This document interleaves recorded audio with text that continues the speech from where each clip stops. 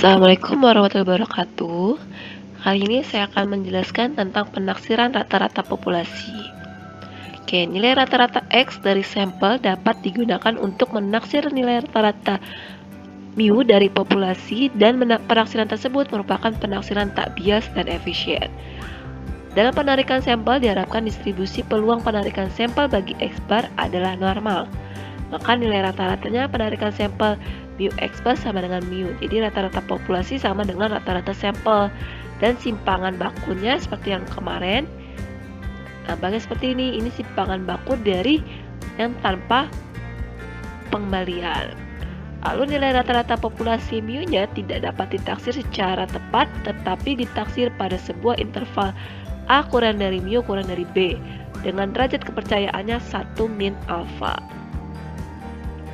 Terdapat dua buah rumus yang dapat digunakan tergantung dari situasinya. Ada ini ya. Rumus penggunaan satu ini jika simpangan baku populasinya diketahui yang mu-nya. Tapi jika tidak diketahui simpangan baku populasinya maka menggunakan yang S. Jadi bedanya hanya di sini saja nih, di mu dan di S-nya, itu kiri dan kanan. Oke, langkah-langkah penggunaan rumus. Yang pertama, hitunglah dulu derajat tingkat kepercayaannya, atau yaitu 1 min alfa dan 1 min alfa per 2. Yang kedua, menggunakan tabel luas daerah di bawah kurva norma baku, carilah nilai Z alfa per 2 atau menggunakan tabel normal distribusi normal ya, tabel Z-nya. Lalu substitusikan nilai X bar-nya, terus tadi nilai Z-nya dan nilai simpangan bakunya ini dan N-nya yang sudah diketahui ke dalam rumus yang tadi, ada rumus 1 dan 2-nya itu. Maka diperolehlah selang kepercayaan yang diminta. Oke, kita ke contoh saja. Yang pertama, untuk melakukan estimasi terhadap rata-rata banyaknya uang yang dihabiskan per bulan untuk membeli rokok, seseorang melakukan sampling terhadap 16 orang perokok. Dan dari sampel tersebut diperoleh nilai rata-rata 300.000 rupiah. Jika simpangan baku populasi banyaknya uang yang dihabiskan per bulan untuk membeli rokok adalah 30.000 rupiah dan populasi ini berdistribusi normal, tentukanlah selang kepercayaan 90% bagi rata-rata banyaknya yang dihabiskan per bulan untuk membeli rokok populasi tersebut. Oke, pada contoh ini tadi X bar-nya 300.000 ya, lalu sigma-nya atau ininya 30.000 dan banyaknya tadi sampelnya ada 16. Tingkat kepercayaannya 95% atau dijadikan desimal 0,95. Karena simpangan bakunya diketahui nih ada sigma-nya, maka kita gunakan rumus yang satu, rumus tadi pertama. Oke, tadi 1 min alfanya 0,95. Jadi kalau 1 min alfa per 2-nya adalah tinggal dibagi 2, 0,475. Kita cari di tabel Z 0,475. Di sini, misalkan tabel Z kemarin begini ya. Kamu cari yang di daerah sini. Ya 0,475 itu ada di angka berapa? Di sininya angka berapa? Lalu nanti digabung. Ternyata kalau dilihat di tabel dapat 1,96. Berarti yang di sininya 1,9, di sininya 0,06. Akan ada 0,475. Sehingga Z alfa per 2-nya adalah 1,96. Maka kita gunakan rumus yang pertama. X bar-nya 300.000, kita pakainya 300 aja ya biar gampang. Lalu dikurang Z alfa per 2 berarti 1,96 dikali simpangan bakunya 30.000 dalam ribu kan per akar 16. Yang kanan sama, cuman beda di sininya doang, tanda plus sama tanda min. Dapat 30 dibagi 4. Lalu kalikan 1,96 dapat 14,7. 300 dikurang 14,7 maka 285.300. Sampai yang sebelah kanan 314.700. Jadi kita 95% yakin bahwa rata-rata banyaknya uang yang dihabiskan per bulan untuk membeli rokok adalah antara Rp285.300 dan Rp314.700. Tuh.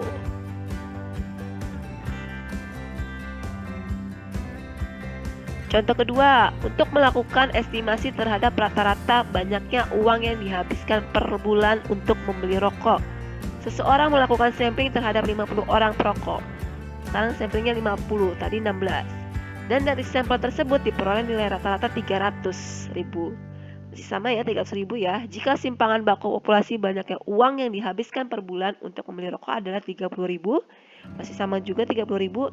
Dan tentukanlah selang kepercayaannya 95%. Jadi yang diganti hanya angka 50-nya. N-nya, N kecilnya. Jadi di sininya doang yang diganti. Masih tetap menggunakan rumus pertama. Nah, derajat tingkat kepercayaannya tadi sudah dapat ya, sama ya, 1,96. Kita gunakan masih rumus yang 1. Di sini bedanya hanya di sininya N-nya saja 50. Maka hasilnya pun akan berbeda. Jadi kita 90% yakin bahwa rata-rata banyaknya uang yang dihabiskan per bulan untuk membeli rokok adalah antara Rp291.684 dan Rp308.316.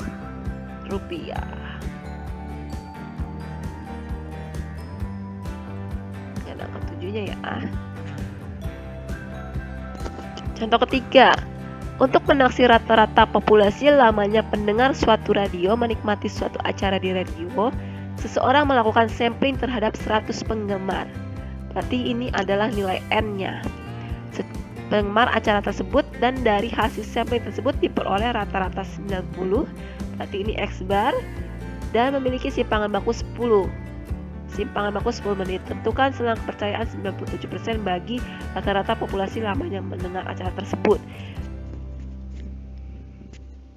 Ini simpangan bakunya simpangan baku sampel ya, bukan simpangan baku populasi. Makanya dipakai S kecil gitu. Di X barnya 90, S kecilnya 10 menit, N kecilnya 100, dan tingkat kepercayaannya atau 1 min alfanya 97%. Kita jadikan desimal 0,97. Dibagi 2 dapat 0,485.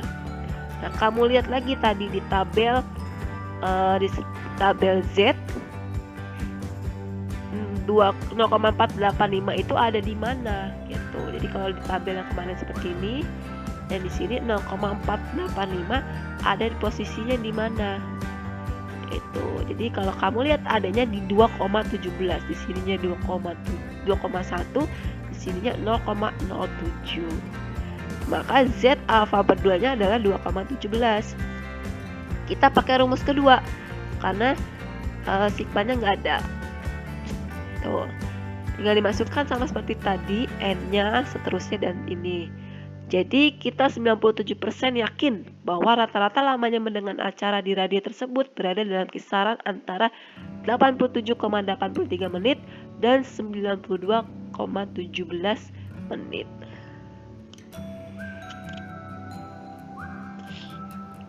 Contoh keempat, dari suatu populasi diambil sampel acak berukuran 36. Jika sampel acak mempunyai rata-rata X-nya 50 dan simpangan baku S-nya 6, tentukanlah internal rata-rata populasi dengan tingkat kepercayaan 0,96. Jadi 1 min alfanya 0,96 dibagi 2 dapat 0,48. Dari tabel Z itu tidak ada yang 0,48 yang persis. Ada paling 0,47 sekian dan 0,8 sekian lebih ya. Nah, kita ambil dua nih, kan adanya di tabel adanya 0,4798 sama 0,4803. Kita ambil dua-duanya. Kan tabelnya seperti ini ya. Adanya 0,4798 sama 0,4803. Nanti di tabel kamu bisa lihat. 0,478 itu posisinya ada di 2,05. Di atasnya 5 sini. Sedangkan yang sininya 0,06, makanya pakai 2 karena kita nyari yang 0,48 saja gitu, 0,48 saja. Ini pun kalau dibulatkan jadinya 0,48. Ini juga sama 0,48. Jadi nggak ada yang persis 0,8. Jadi harus dibagi 2 gini. Maka didapat 0,055. Tinggal masukkan ke rumusnya. Dapatlah tingkat kepercayaannya selang kepercayaannya 47,945 kurang dari mu kurang dari 52,055. Contoh kelima, data pada tabel frekuensi berikut adalah gaji bulanan, ini dalam ribu rupiah ya, yang diterima 50 orang karyawan yang diambil secara acak dari antara 1000 orang karyawan perusahaan XYX. Jadi ini kita cuma ngambil sampel 50. Dengan derajat kepercayaan 0,94, tentukanlah interval gaji yang diterima perusahaan XYX tersebut. Kita cari dulu rata-ratanya karena di sini nggak ada rata-ratanya. Seperti biasa, 960 kali 8 ini kalikan semua. Nanti lalu jumlahkan hasilnya dibagi 50. Maka dapat rata-ratanya 978,2. Lalu kita cari simpangan bakunya. Tuh, pakai perhitungan biasa kalau kamu pelajaran statistik wajib ya, matematika wajib ya. Tuh, dapatlah simpangan bakunya 14,24 saya bulatkan. Tadi tingkat kepercayaannya 0,94 dibagi 2 berarti 0,47. Sama tadi 0,47 ya, tidak ada yang sama persis. Berarti di sini tidak ada 0,47 persis. Gak ada yang persis 0,47, adanya 0,469 sama 0,4706. Kita bagi 2 lagi, dapat 1,88 tambah 1,89.